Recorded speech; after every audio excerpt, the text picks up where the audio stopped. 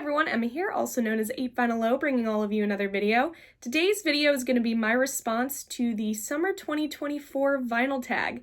This tag was started by Dylan over at Noble Records, and I'm going to link down below the original video with the questions. I always enjoy vinyl tags. I enjoy making them, and I enjoy watching them because I think that these tags give creators a unique opportunity to showcase records that they might not talk about often or showcase on their channel often. It really gets you thinking and really kind of makes you go through your entire collection and kind of think about these questions and so on. So I love vinyl tags. I'm all in with them. The youngest members of the VC, we do our own vinyl tag, but when I saw that Dylan posted this Summer 2024 vinyl tag and I kind of read through the questions, I realized that I wanted to jump in on this. So again, my response to the Summer 2024 vinyl tag. Question 1, show an album or song with summer in the name. I'm going to go with Hey Summer by Lost Balloons. This album came out in 2017. This is a pretty unique project. It is a duo, a Texas and Japan duo. So you have Yusuke Okada from Japan and Jeff Burke out of Texas, two individuals who have very strong musical resumes of their own and projects that they've worked on. They banded together and released a couple of albums. This is their second album that I'm showing again, called Hey Summer, and definitely summertime vibes. As you can tell with the name, this gives off major summertime vibes. Great summer album. Highly recommend checking this out, including their first release as well, but very psych poppy, 60s pop inspired, jangly, even elements of power pop in here album. I really enjoyed this. This was a gift a couple of years ago from Legendary Jim. He gifted me a couple of the Lost Balloons releases, and this one I have really enjoyed over the last handful of years. Question 2, latest heavy pulls, something that you really wanted. So I actually just picked this up a couple of days ago, and I haven't even shown it on this channel yet. I will show it in my next vinyl record haul, so you guys are going to see it here first. But I was really excited about this. I've been trying to find releases from this band for the last handful of months now, and this is the first time that I've seen this album, at least since I've been searching out in public while digging, and that is the Plimsouls. This is their album Everywhere at Once. Now you guys know that I am a huge power pop girl. I've really been digging into the power pop sphere over the last handful of months, really digging into bands that I've either heard of before or kind of heard of in passing, but haven't really explored. So this is one of them. This album, this is their second album that came out in 1983. Again, great power pop, alt rock, Paisley Underground type band coming out of California. A really unique kind of time period for not only this band, but that kind of scene. But this is a great album.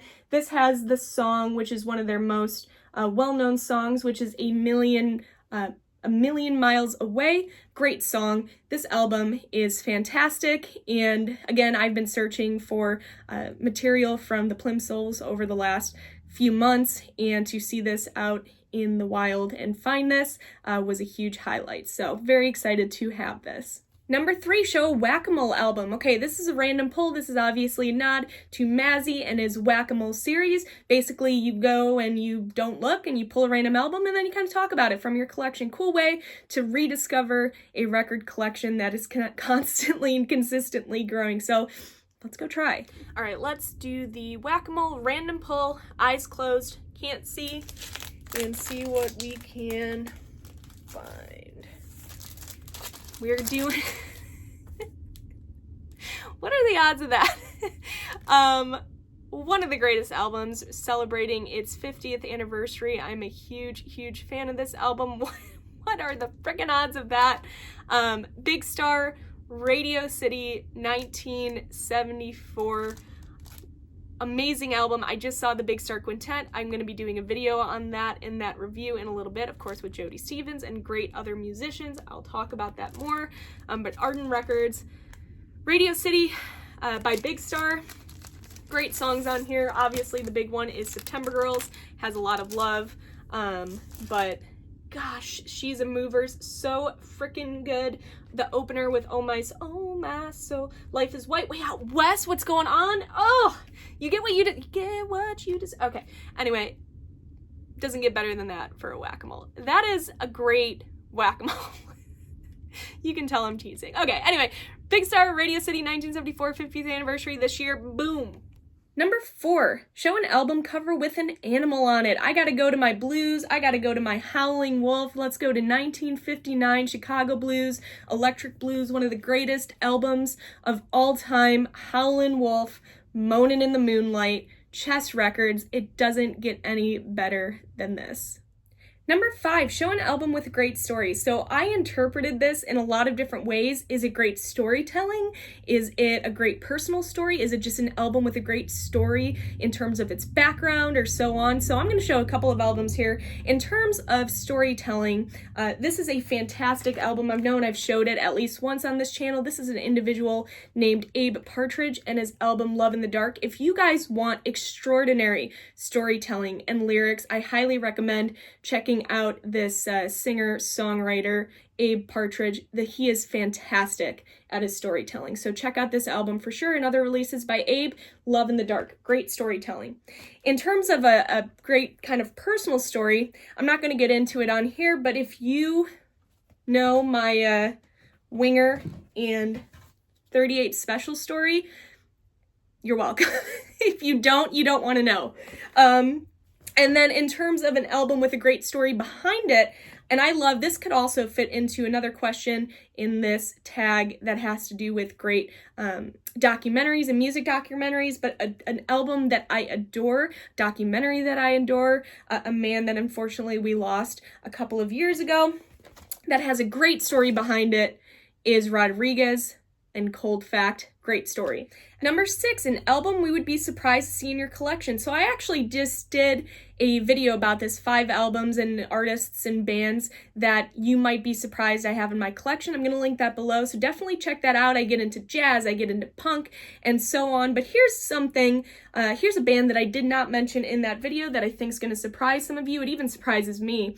But there's a reason why I have this album. So this is Iron Maiden, Number of the Beast. Now, I am not huge into Iron Maiden. It's just not a band that I gravitate towards or I really listen to. But the reason why I own this album is because there is a song on here called The Prisoner that is near and dear to my heart. That is a song that a couple of years ago with the youngest members of the VC on one of our summer trips, we listened to and played the crap out of. And I just have so many fond memories listening to that song and hanging out with that group and my friends that I had to pick this album up and add it to the collection. Plus, it is really a solid album. It's not something I pull often. It's not something I listen to often. I don't know if I'll own any other Iron Maiden. Maybe. I'm not against it. But yeah, so hopefully maybe this surprised some of you that I own Number of the Beast in my record collection. Number 7, show some cheap heat, or an album that doesn't cost as much as you think it should. I'm going with, this is one of my favorite albums, one of my go-to comfort albums. I've talked about this so many times on this channel, but I am going with the Frankie Miller Band. Frankie Miller, this is his album, The Rock, from 1977. This is an album that you could probably, as well as most Frankie Miller releases, you can grab for like somewhere between $3 and $10. I think this album you could probably grab for maybe $6-7. I love this album so much. If you love blues rock, if you love that blue-eyed soul singing, gritty, perfect voice, I don't know how else to explain it, you can go sample this album. Frankie Miller is one of my favorite singers. He has such a soulful, husky voice that I gravitate towards. I gravitate towards this album the most. He's most well known for his album Full House, but this is the one that I always pull that I love so unbelievably much. Frankie Miller Band, The Rock, if you guys find this out and about, definitely recommend picking this up. Show a 45 or an alternate format. I'm going to go with one of my prized possessions 45s.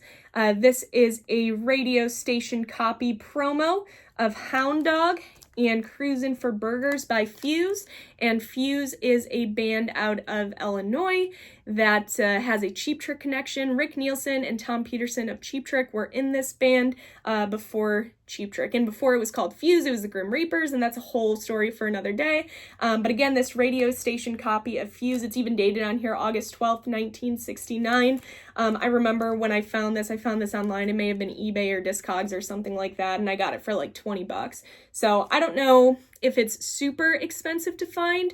I don't know how many there are out there floating around, but it means a lot to me to have this in the collection. So this was kind of the first 45 that came to mind. Number 9, favorite music documentary or biopic. So I'm going to do both.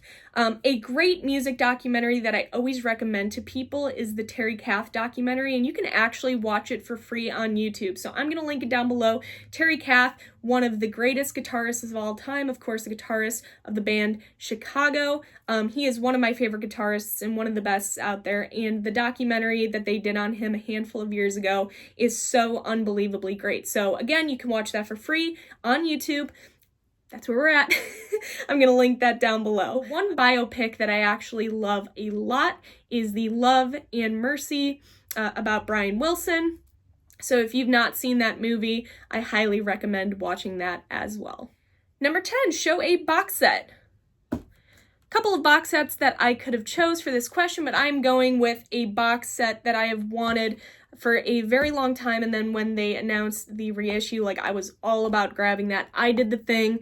I did a fun video on it when this came out. I think that it is well curated. The booklet that's in here is great. The albums and the attention to detail and the colored vinyl and all that fun stuff with this box. I think it's a great box set to own, and that it was perfect for me. And obviously I've been on a huge Rolling Stones kick, having gone to see them for the first and probably only time ever. So we're going with the Rolling Stones in mono box set.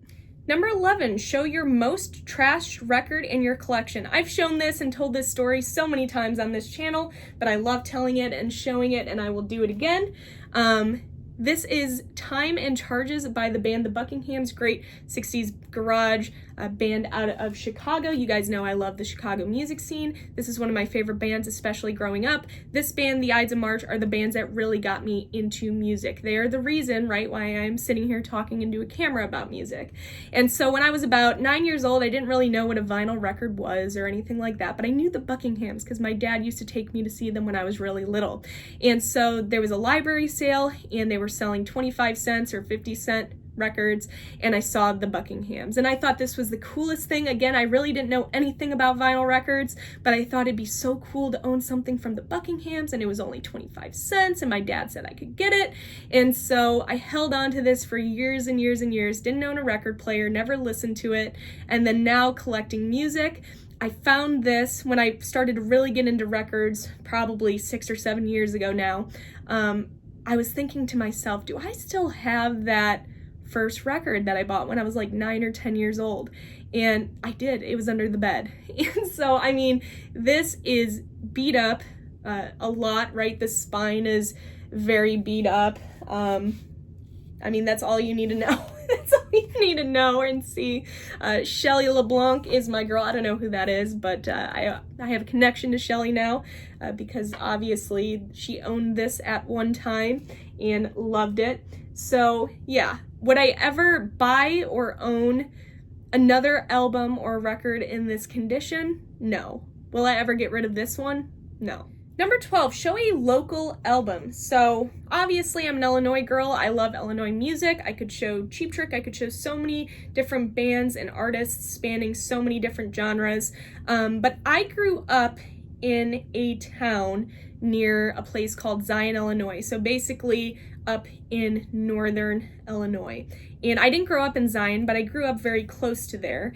And there is a band that I love from Zion, Illinois. Unfortunately, not my actual hometown, but at least, 20 or 30 minutes away. A great Illinois power pop band. This is an album that I love as well from 1977, but we are going to go with the band Shoes.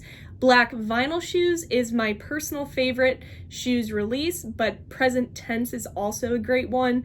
Boomerang is another great one by this band. Again, great power pop. If you are into power pop and you don't really know of the Shoes, I highly recommend digging into their discography. I think that you would really enjoy it. But again, right down here it says, produced and engineered and mixed by Shoes, recorded at Short Order Studio in Zion, Illinois, released in 1977. A lot of great power pop coming out in 77. Obviously, you have Cheap Trick 77. You have Pez Band. You got Black Vinyl Shoes. So many great Illinois power pop bands releasing material that year. So, Shoes, Zion, Illinois. Number 13, show an album from a faraway land. We are going to be traveling to New Zealand today. I think I've shared this maybe a couple times on this channel, but I'm going to share it again. This is the Underdogs, and this is their release, Blues Band. Now, Underdogs Blues Band, this is actually a reissue. They're out of New Zealand. They were formed in 1964. This album in particular originally came out in 1968. And real quickly, I'm going to read a little bit of the hype sticker to kind of give you an idea not only of what this album is about, but why I own this. It was put out by Wawa, this reissue, again, a handful of years ago, but it says, Wawa is proud to release the first ever legit vinyl reissue from master tape of New Zealand's legendary Underdogs, first LP from 1968. Lovers of John Mayall's Blues Breakers will love this album. So major influences of the Blues Breakers, specifically I can tell the appreciation that they had for the album Crusade with Mick Taylor, the Blues Breakers Crusade. They do Albert King covers on here and so on. So you can tell that they are huge fans of John Mayall, and if you know me, you know how much I love John Mayall. And again, rest in peace, John. I posted that tribute not too long ago on this channel, and the love and support and appreciation that people have for that man definitely shined through in the comments of that video. So thank you to everybody that commented on that. But again, yeah, the Underdogs, Underdog Blues Band, great album, again, out of New Zealand. Number 14, show a soundtrack. I'm going to show a soundtrack from a great movie, but specifically why I'm showing this is because it has one of my favorite songs from my favorite bands that is a soundtrack song. Wasn't on a studio album. So I'm going to be showcasing the Top Gun soundtrack, and of course the band and song that I'm talking about is Cheap Trick's Mighty Wings. I love that song so much, and again, this is really truly a great movie. Number 15, show your highest recommendations. They can be of all time or just right now. So obviously right all time, there's always two albums that I go to. It's either going to be Cheap Trick 77, the debut, or John Mayall and the Blues Breakers with Eric Clapton, also known as the Beano record. Always recommend these two to people that ask for a recommendation, right? Like, these are going to be my go-tos. These are two of my favorite albums ever of all time, and this is always going to be recommendation by me. But in terms of a new release coming out in 2024, what is a major recommendation that I have right now? There's an album and a band that I am really into. I cannot stop playing this record. I talked about this a couple of videos back in a vinyl haul when I picked up this record, but I can't get enough of this. This just came out this year, 2024, and I am talking about Radar, the album Radar by the band Extra Arms. Great power pop rock band out of Detroit, Michigan. This is such a freaking amazing album. If you are fans of Cheap Trick or the Buzzcocks and so on, you will really, really enjoy this album. I cannot get enough of this. It is definitely one of my favorite albums of the year. This could be my favorite album of the year, personally, just for me. Not only is it my style and what I enjoy, but I can't stop playing this. So that has to mean something, right? When you cannot stop playing an album. But Be Someone Else, the first song, what a killer song. Everything Disappears So Good. My personal favorite song off of this album is called All Good Things Take Time. I can't get enough of this. I cannot recommend this more. So Extra Arms Radar, please listen to this if you have not. Number 16, highest on your want list right now. I don't necessarily have a major grail, but there are a lot of different records, especially within the power pop genre, that I do want to add to the collection. So I guess in terms of answering this, my highest on my want list right now is just digging more into power pop. I want stuff from the Posies. I want more Plimsolls. I'm really digging into the DBs. I'd love more releases from the DBs. I just got the reissue of Stands for Decibels not long ago. I'd love to get their other releases. I'm really into, speaking of the DBs, I'm getting really into Chris Stamey and even his solo material or collaboration work with Alex Chilton or even Peter Holzapfel, right? Also, like, that's kind of where my rabbit hole is right now. And so there's not one singular album, but more so just within that sphere, I have a lot of different albums that I'm hoping to pick up and find and look for over the next handful of months. Number 17, give a channel shout out. I'm going to shout out Tony from Two from the Trunk. I love Tony. He seems like one of the most kind, genuine individuals out there. He puts out great material, and again, I feel like he is so genuine. He is funny.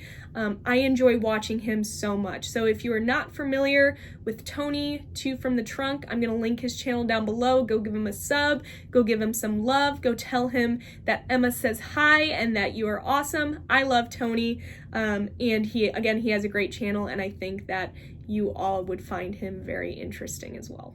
Number 18, share a silver lining in vinyl. What's something cool happening in the vinyl community right now? Well, so many cool things are happening in the vinyl community. It's very easy to fall down the trap of negativity and drama and so on within collecting vinyl in the vinyl community as a whole, but there's so many positives and great things and content being put out. There have been so many different meetups recently within different circles of the vinyl community, which has been really cool. The youngest members of the VC, we did our yearly meetup. I know that there was a huge like Boston thing. There was also a North Carolina thing. I mean, there was a Seattle thing also. So many great meetups happening in the vinyl community, just showcasing how great the community is in terms of bonds and building friendships and relationships. Major silver lining for me and why I do this and why I think so many other people do this is for those friendships and those connections made through this little YouTube thing that we do, talking about music, sharing our love for music, and growing those bonds. So I love the vinyl community, obviously, right? There's sometimes things and drama that happens that turns me off from watching certain things or whatever else, but so many great positives in the vinyl community, and I just love my time making videos and getting to know all of you and talking to even people that don't do videos, just talking to people in the comments, people that have supported and actively supported my channel over the last handful of years. It's been an experience. So thank you to all of you that have subbed and commented and sent me love over the years, the friendships and bonds and connections I made. You all are amazing. Number 19, show a steal of a deal. I always tell this story. It's one of my favorite stories because it's one of my first videos that I put out.